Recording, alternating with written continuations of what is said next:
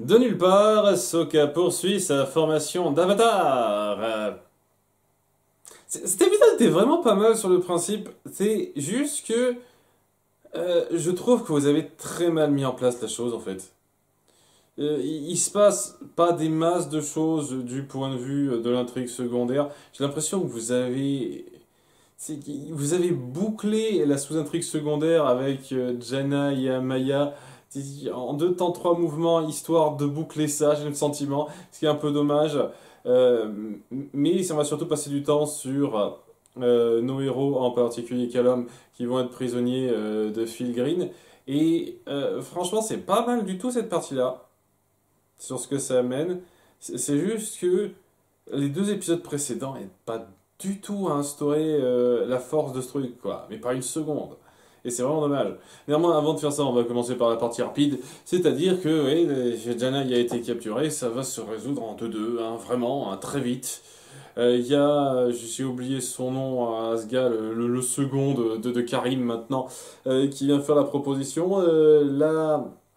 La reine contre la graine de soleil. Amaya dit non, nous ne négocions pas avec les terroristes.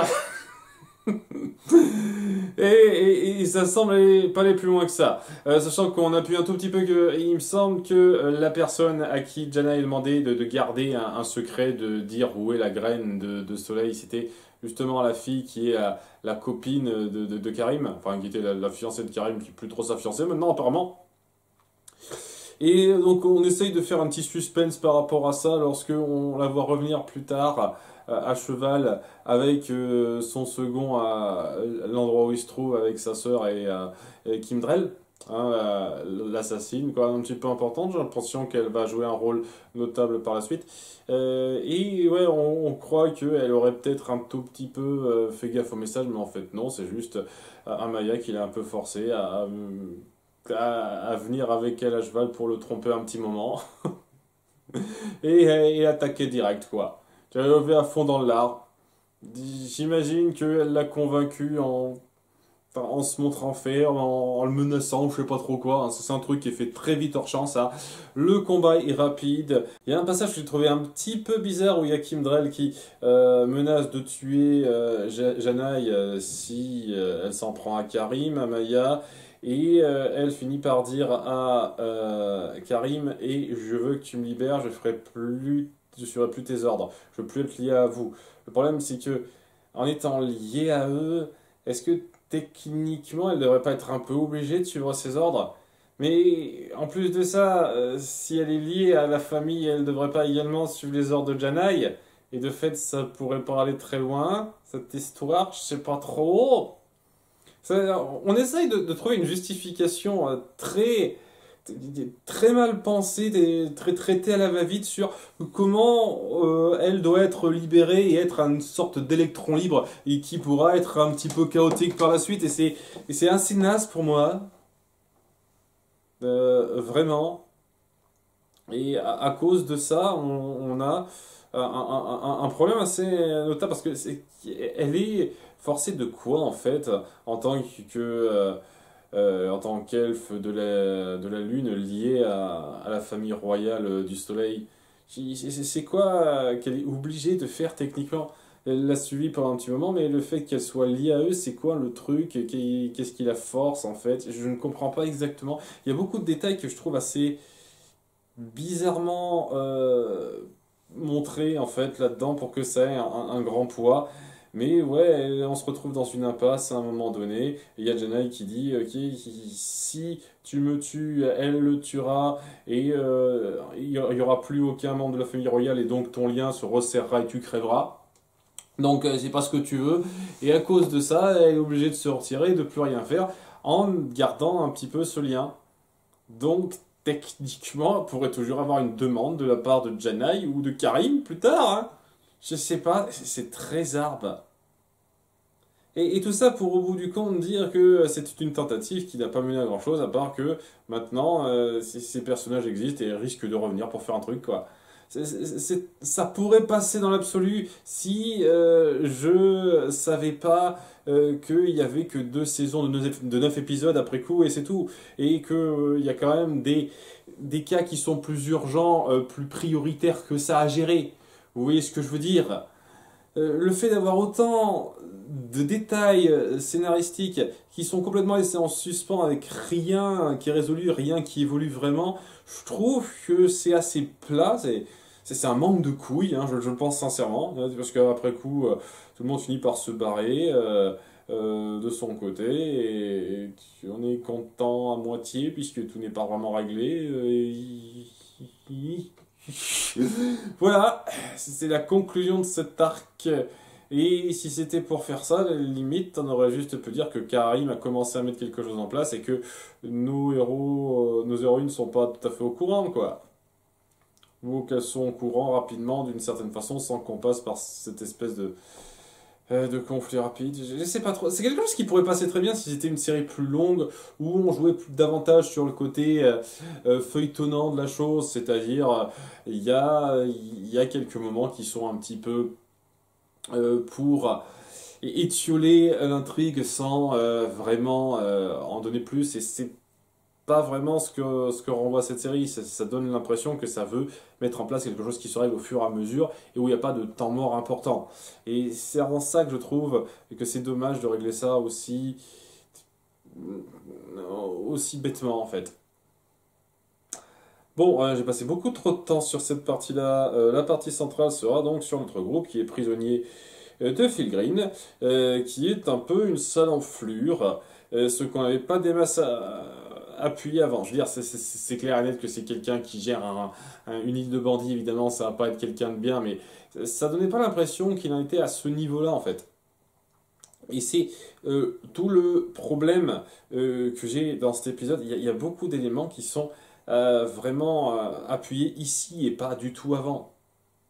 Le fait que ce soit un chef complètement craint par son équipage parce qu'il a des pouvoirs magiques, il a cette espèce de sort d'eau et qui lui permet de geler le sang de son équipage à tout moment, alors qu'il pourrait l'attaquer par surprise sans qu'il gèle le sang ou un petit coup de couteau dans le dos, je pense que ça passerait très bien, mais bon, hein. J'imagine qu'on n'est pas à ce stade-là, c'est peut-être un petit peu trop gore pour vous.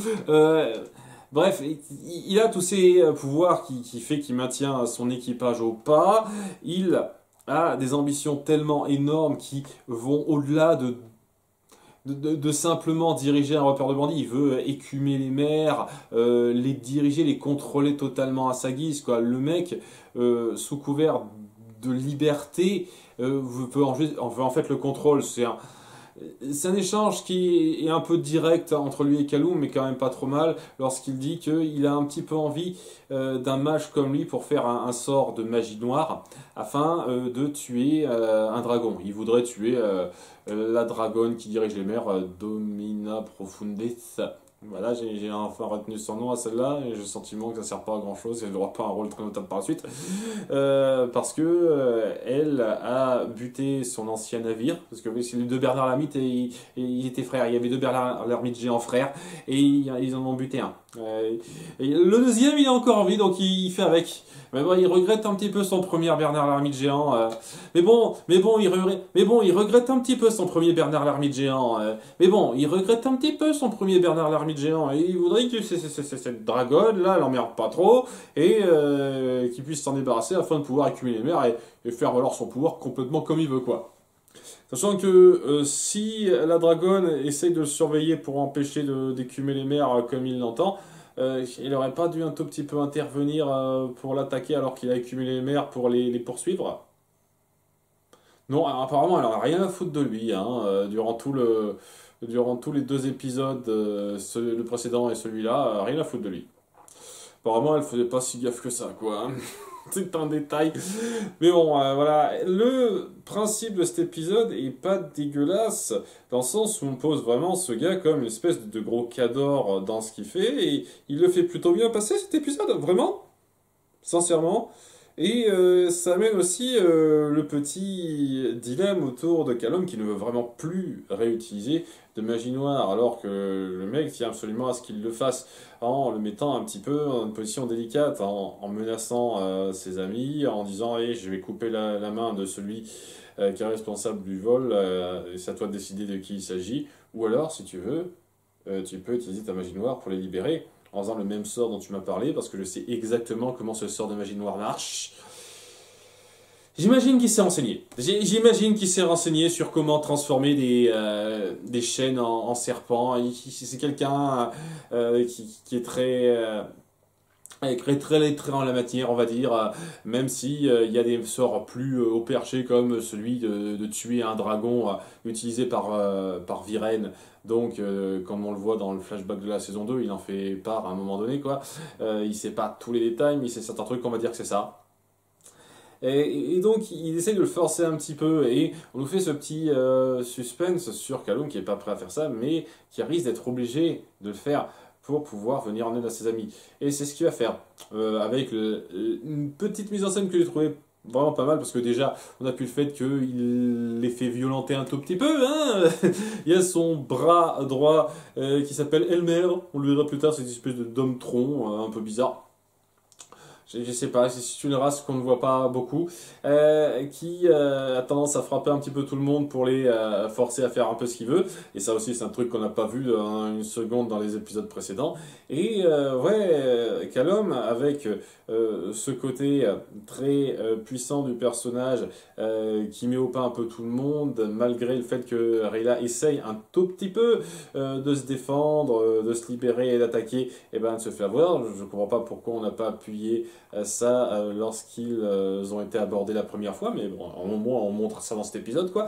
Voilà, il a cette capacité de gérer un peu tout le monde, quoi, sans problème. Et il a tellement cette aura pour lui que même son bras droit, alors qu'il le traite comme une merde, lui obéit parce que c'est important. Et c'est bien. Franchement, je trouve qu'en termes d'ambiance, c'est bien fichu au sein de cet épisode, hein. Vraiment, hein, je vais pas non plus cracher à chaque fois sur ce que ça fait, même si je trouve que c'est dommage qu'on se détourne de ça. Mais je trouve franchement dommage qu'il n'y a rien qui ait appuyé ça avant cet épisode. Les deux épisodes précédents où on l'a montré, le gars renvoyait pas du tout cette vague-là, pas à ce stade. Alors qu'il y a moyen de poser en détail un petit peu son aura, tout ce qu'il représente, sans que ça parte sur les petits délires un petit peu cons et faciles et les pertes de temps qu'on a eues à de nombreux moments dans les épisodes précédents. C'est franchement dommage en fait. Cet épisode essaye de rattraper tous les non-faits, les pertes de temps des deux épisodes précédents. Et à cause de ça, de ce qu'il y a eu là-dedans, eh ben, c'est pas aussi fort que ça le pourrait. C'est un conflit qui aurait pu avoir un certain poids si, déjà, rien qu'avec sa rencontre avec Ezran, on avait appuyé que c'était un sombre connard, en fait. Et que Ezran ne le sentait pas, limite, il lui aurait forcé à lui donner Batrapad, sinon ils n'auraient pas pu aller plus loin que ça, ce genre de choses. Ça aurait pu être quelque chose de beaucoup plus puissant. Rien que ça, rien que ça. Il y a deux épisodes de ça, l'épisode donc qui est 6. Plutôt que bonjour, tu as un Batrapat avec toi, je veux discuter avec toi, je marchande rapidement pour quelques trucs, tu veux pas, ok, barre-toi, tant pis. Ah merde, j'ai vu qu'il avait trois petits têtards, il faut qu'on les sauve. Alors là, je suis trop un sauveur des animaux, c'est trop bien. Plutôt que ce genre de délire niais et sans intérêt, vous n'auriez pas pu faire en sorte que il ait mis en place une sorte de forçage pour qu'il donne Batrapat. Et moi, une sorte de forçage, c'est-à-dire, je te donne ça, tu veux pas, tant pis, ben, je vais te le prendre de force, quoi. Ezran serait donc dans la capacité de faire ça parce qu'il serait en sous-nombre face à lui, hein. J'imagine qu'ils chercheraient tous dans leur coin pour un moyen de transport et ils seraient un petit peu trop démunis face à lui. Et il y aurait une opération sauvetage pour aller sauver Batrapat. Limite Ezran avec lui, mais bon, limite Batrapat, quoi. tant qu'à faire pour insister encore plus sur le fait qu'il fait chier le monde celui-là, mais allez, on aurait pu dire Ezran aussi, quoi. Il aurait pu capturer Ezran pour son pognon aussi, pour le fait que c'est un roi, et etc. Vu qu'apparemment il aime le cri sur les toits, même un chef de bandit local, quoi. Qu'il est con. Mais enfin bref.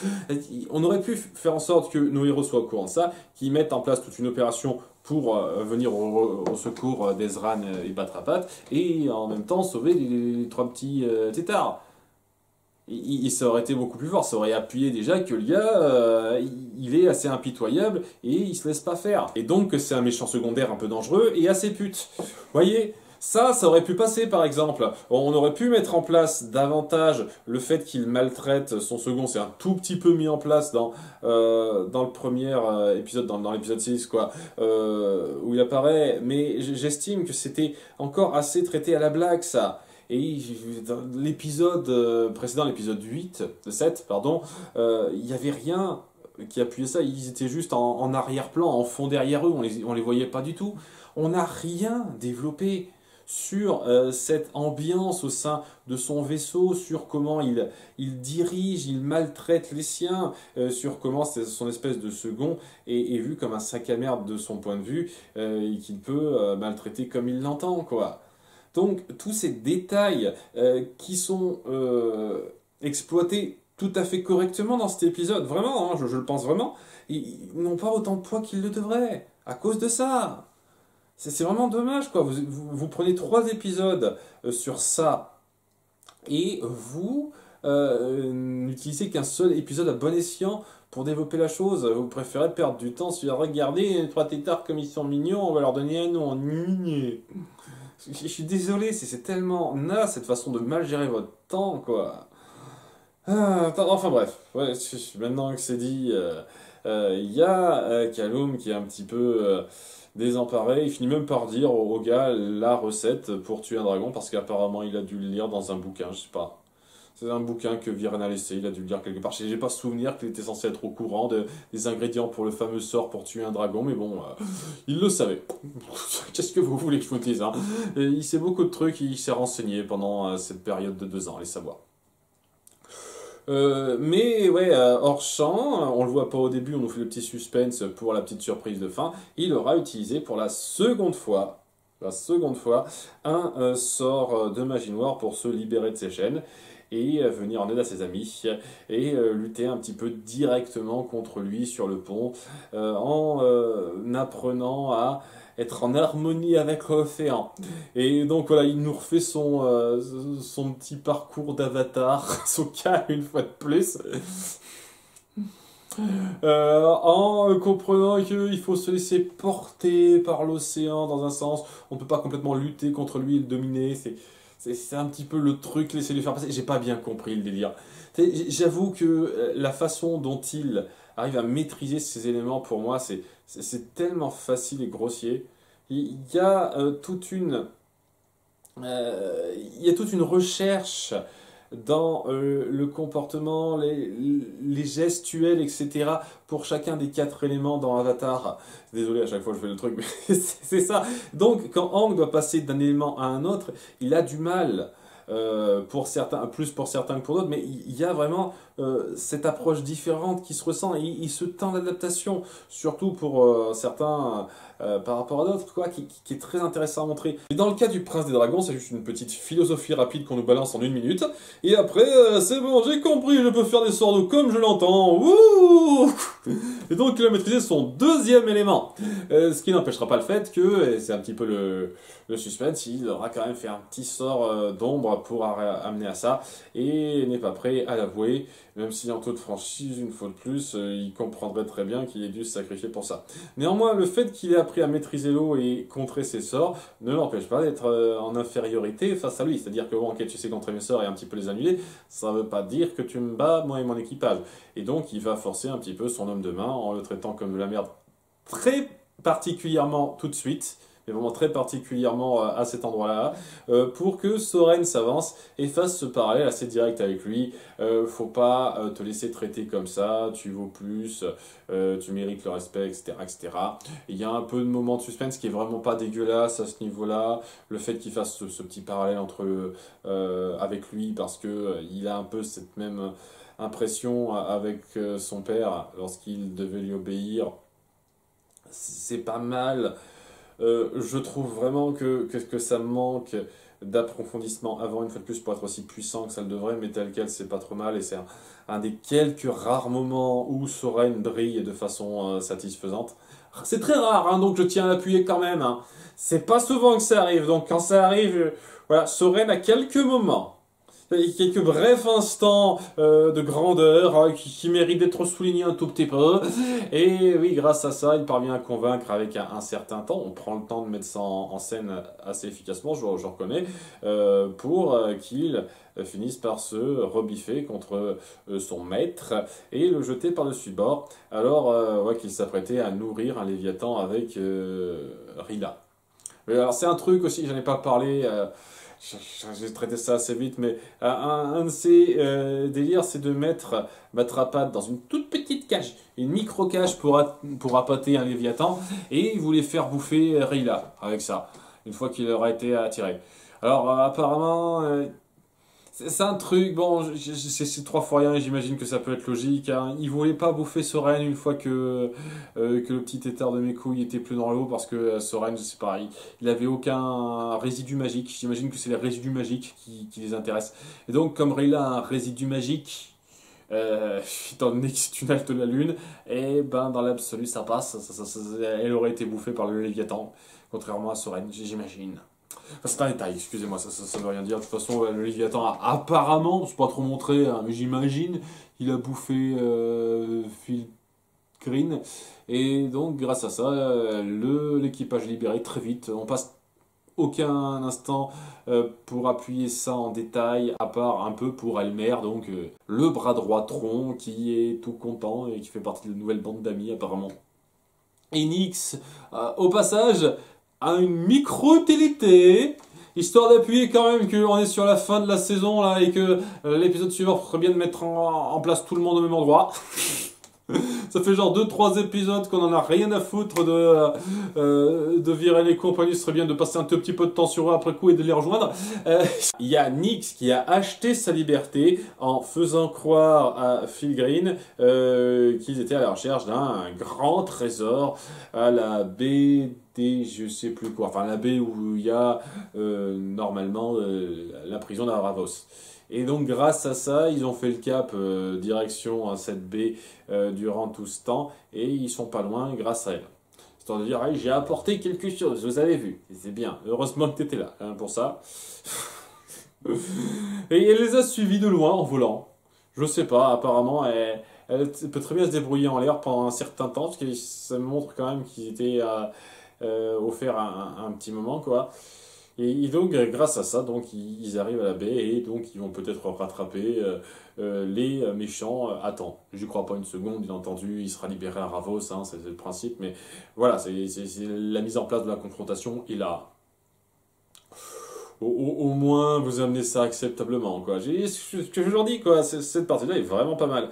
La partie de conclusion sur cet arc qui, durant les 2 épisodes précédents, a été complètement sans intérêt, je le pense sincèrement. Ça a été une conclusion assez satisfaisante, qui a remis sur le tapis pas mal d'éléments vus avant, notamment autour de la magie noire, certains sorts, les liens entre les personnages, le petit parallèle que fait Soren, etc. Il y a pas mal de rappels qui sont cool là-dedans, que j'aime bien.